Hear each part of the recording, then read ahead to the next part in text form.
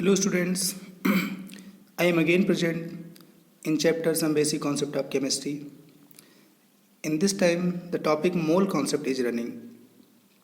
In this topic we were solving some numericals so that in next series now I am going to teach the next law Dulong's and Petit's law. Dulong's and Petit's law. सबसे पहले तो ये किसके लिए true है?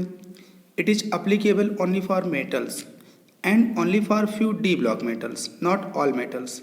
ये जो हमारा फार्मूला है ये सिर्फ डी ब्लॉक मेटल्स के लिए और सिर्फ फ्यू डी ब्लॉक मेटल्स के लिए. It is derived from experiment that, एक एक्सपेरिमेंट के ड्यू टू एक फार्मूला बताया गया है. इस फार्मूले में क्या बताया गया है? किसी भी मेटल का approximate atomic weight into specific heat calorie पर ग्राम में होनी चाहिए. ये नियरली इक्वल्स टू होता है 6.4.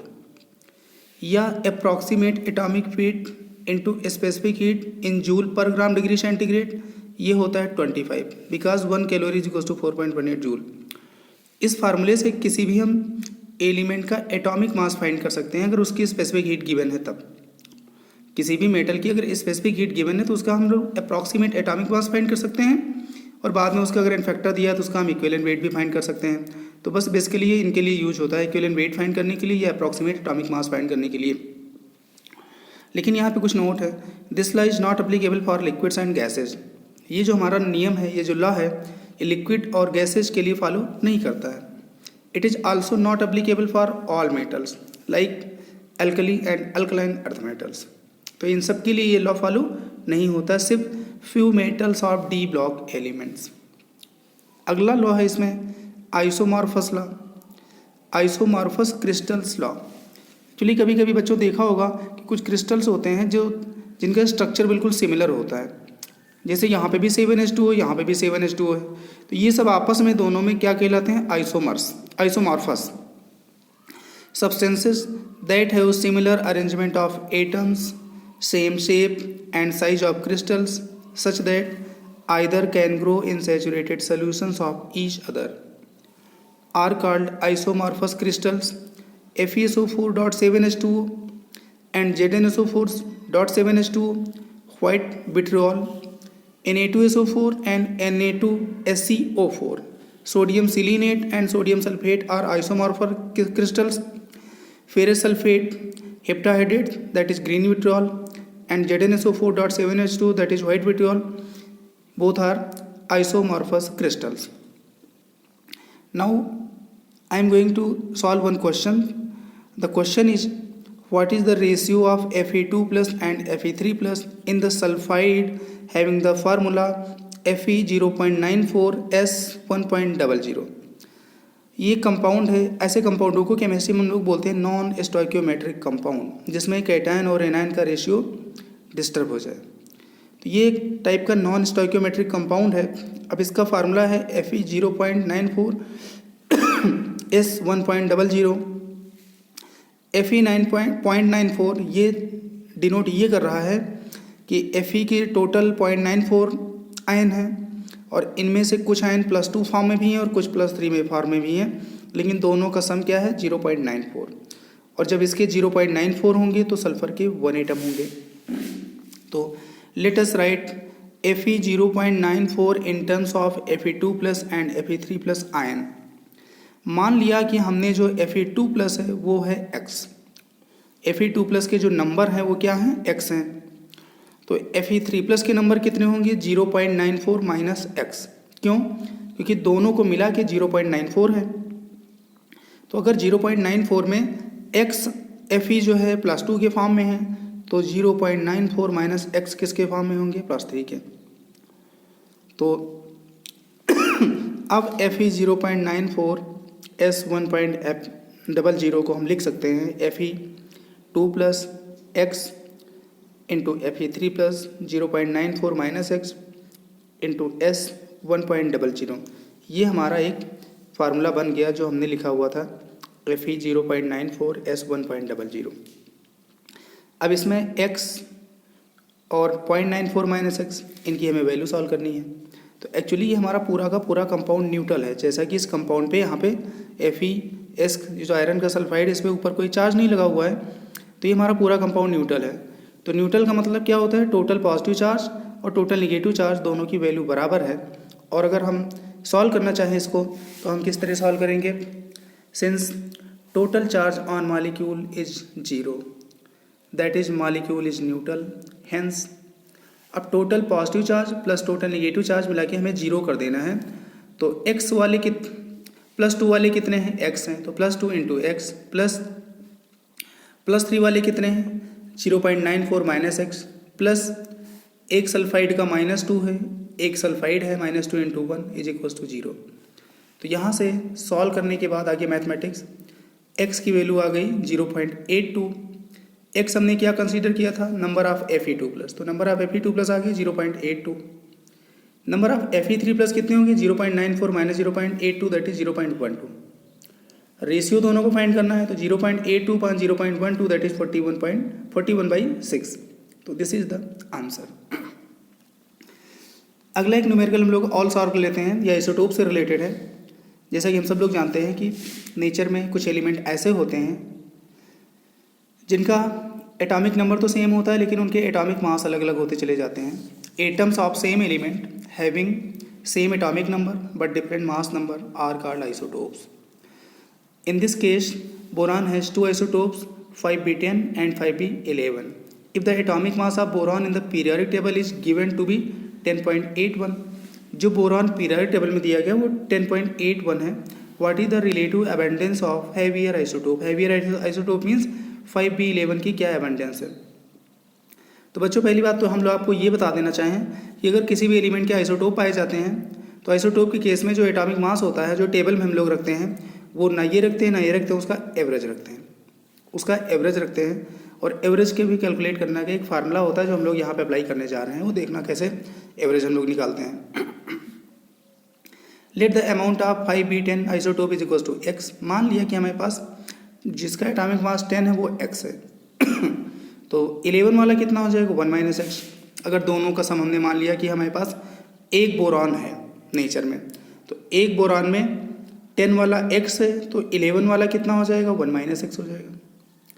मास कंट्रीब्यूटेड बाई 5b10, 5b10 का मास कितना कंट्रीब्यूट होगा 10 इंटू नंबर ऑफ बोरॉन।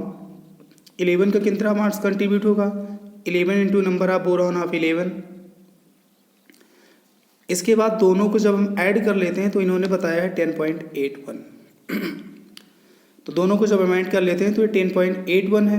यहाँ से x की वैल्यू सॉल्व हो गई, x आ गया 0.1 है, लेकिन x जो था वो 10 और 10 वाला था 5b10, लेकिन हमें 5b11 पता करना है, तो 5b11 हो जाएगा 1 - x दैट इज 0.81। अब अगर हमें परसेंटेज अबंडेंस फाइंड करना हो तो जो वैल्यू है उसको हमें 100 से मल्टीप्लाई कर देंगे तो ये हो जाएगा 81%। तो 81% 5b11 है और जो 19% है वो 5b10 है। तो इस तरह हम ये न्यूमेरिकल को बच्चों सॉल्व कर लेते हैं। क्लियर। इसके बाद इस चैप्टर का अगला topic and very very important topic that is the concept of limiting reagent. Limiting reagent बहुत ही इंपॉर्टेंट कॉन्सेप्ट है, इस पर बहुत न्यूमेरिकल पूछे जाते हैं। जनरली जो स्टोइकियोमेट्री की कैलकुलेशंस वो लिमिटिंग रिएजेंट पे ही डिपेंड है। तो लिमिटिंग रिएजेंट का पहले मतलब क्या होता है, पहले आप बच्चों आप ये देख लो, उसके बाद हम लोग लिमिटिंग रिएजेंट से रिलेटेड क्वेश्चन भी सॉल्व करेंगे।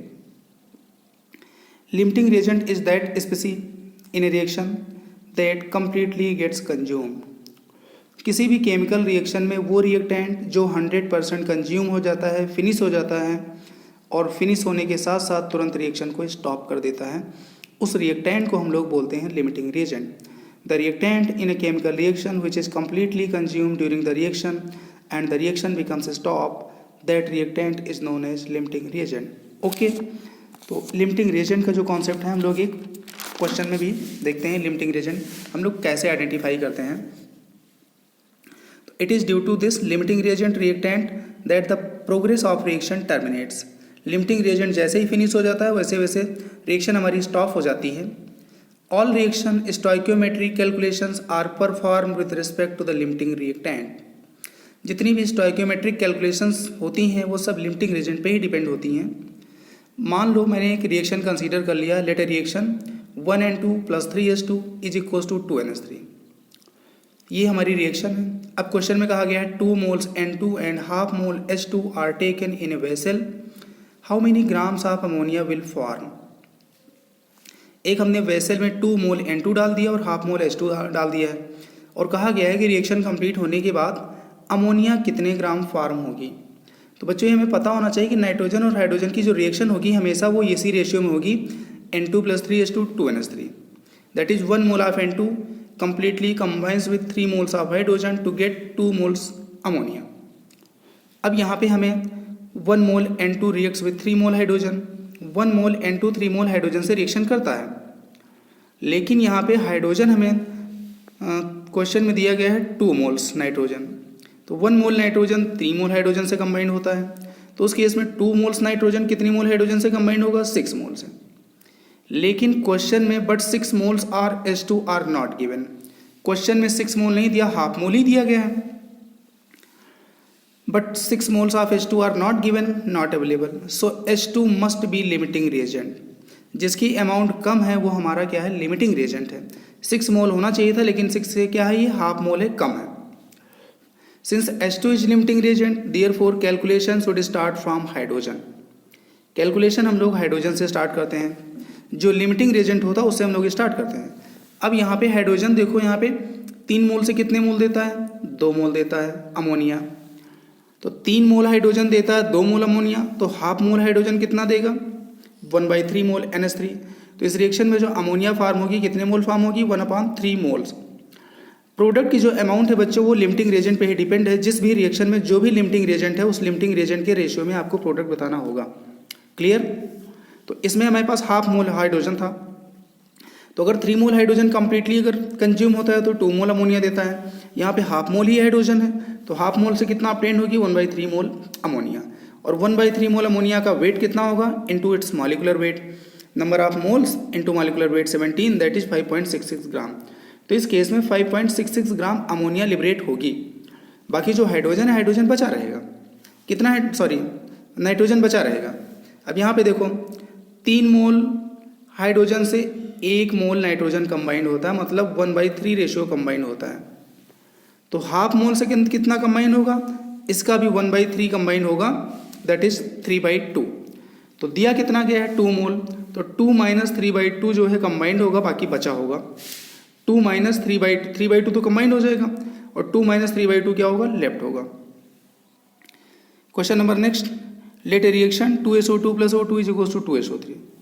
If 5 liter of SO2 and 10 liter of O2 are taken at the start of reaction, what will be the total volume of gases at the end of reaction? तो बच्चों जब SO2 और O2 की reaction होती है तो balance reaction यही होती है, 2 moles of SO2 combines with 1 mole of O2 to produce 2 moles of SO3। तो सबसे पहले हम लोग वो बैलेंस रिएक्शन लिख लेते हैं, फिर जो गिवन है गेलो-सेक लॉ एक्चुअली क्या है, volume directly proportional to number of moles होता है।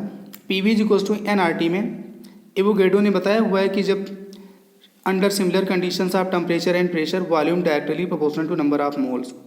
तो जो यहाँ पे मोल है वो वॉल्यूम भी बोल सकते हैं हम लोग, ये भी बोल सकते हैं 2 liter SO2 combines with 1 liter of O2 to produce 2 liter of SO3। Clear.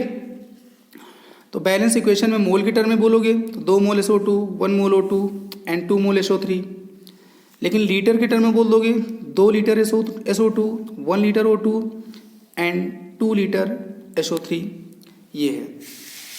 अब देखो बच्चों इसमें सिंस PV = nRT, PRT अगर कॉमन कांस्टेंट कर दिया जाए तो volume directly proportional to number of moles हो गया, जो कि अभी हम लोगों ने अप्लाई किया था। तो 2 लीटर से 1 लीटर कंबाइंड होगी, उस केस में 2 लीटर SO3 मिलेगा। अगर 5 लीटर है, 2 लीटर से 1 लीटर कंबाइंड होता है, तो 5 लीटर से कितना कंबाइंड होगा 5/2 लीटर। कितना कंबाइंड होगा 5/2 लीटर। 2 लीटर से 2 लीटर प्रोडक्ट मिलता है, तो 5 लीटर से कितना मिलेगा 5 litre. Limiting reactant will be SO2 since O2 will be left. यहाँ पे लिमिटिंग रिएजेंट SO2 है, क्यों, क्योंकि O2 ज़्यादा है, O2 बची होगी। यहाँ पे एक्चुअली 5 लीटर SO2 और 10 लीटर O2 कहा गया है, तो 2 लीटर के साथ 1 लीटर O2 कंबाइंड होती है, तो 5 लीटर के साथ कितना कंबाइंड होगी O2? 5/2 लीटर। जबकि O2 गिवन कितना है? 10 लीटर। तो 10 लीटर में से 5/2 लीटर O2 कंबाइंड हो जाएगी, बाकी लेफ्ट बचेगी। तो जो बचेगी वो लिमिटिंग रेजेंट नहीं होता है, जो 100% कंज्यूम हो जाता है वो लिमिटिंग रेजेंट होता है। In this reaction sulphur dioxide is limiting reagent and the amount of product depend upon the limiting reagent. Therefore according to balance reaction 2 liter SO2 produce SO3 2 liter, therefore 5 liter SO2 will produce SO3 also 5 liter. At the end of reaction SO2 पूरा consume हो गया, volume 0 हो गया।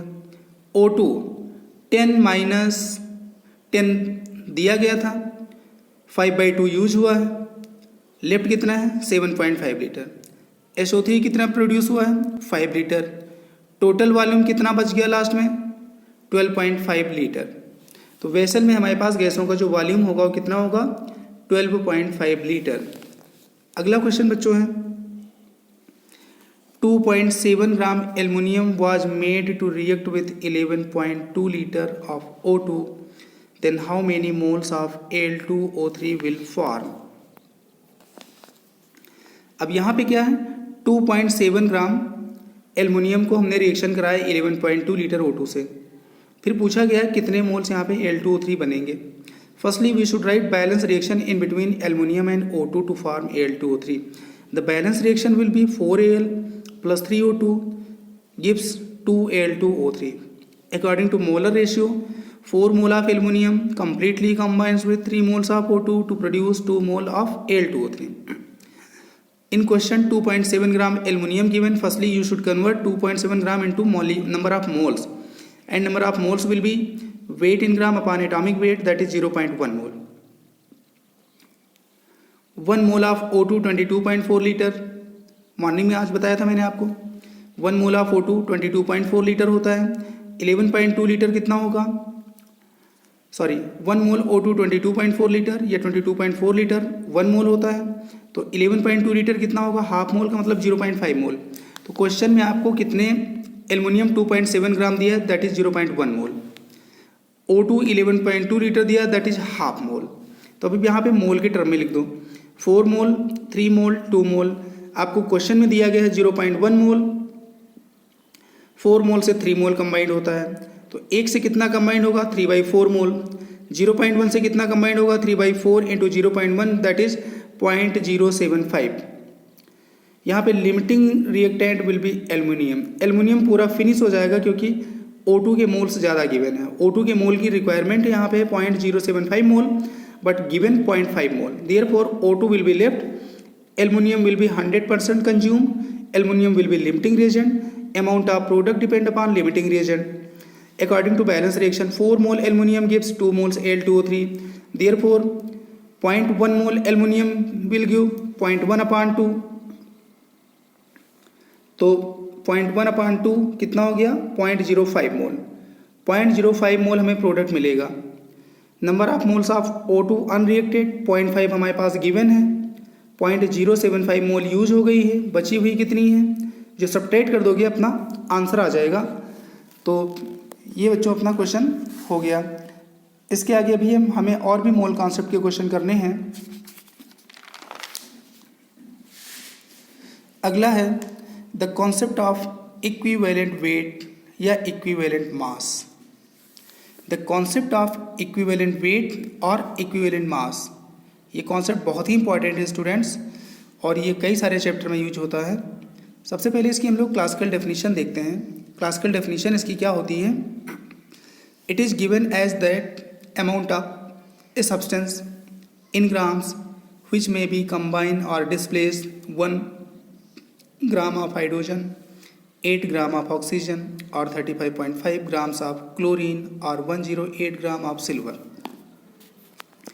मतलब ये हुआ कि किसी भी सब्सटेंस का वो ग्राम में भार, किसी भी सब्सटेंस का वो भार ग्राम में जो 1 ग्राम हाइड्रोजन से कंबाइंड होता हो या किसी भी रिएक्शन में 1 ग्राम हाइड्रोजन को डिस्प्लेस करता हो, या 8 ग्राम ऑक्सीजन से कंबाइंड होता हो या 8 ग्राम ऑक्सीजन को डिस्प्लेस करता हो, या 35.5 ग्राम क्लोरीन से कंबाइंड होता हो या वो 35.5 ग्राम क्लोरीन को डिस्प्लेस करता हो, या 108 ग्राम सिल्वर से कंबाइंड होता हो या 108 ग्राम सिल्वर को डिस्प्लेस करता हो, वो उसका भार, वो उसका मास उस सब्सटेंस का इक्विवेलेंट वेट कहलाता है। क्लियर? तो ये तो हो गई डेफिनेशन। इसके बाद इक्विवेलेंट वेट कैलकुलेट करने के बहुत सारे मेथड हैं, उसको स्टूडेंट हम लोग नेक्स्ट लेक्चर में पढ़ेंगे। Thank you, very good.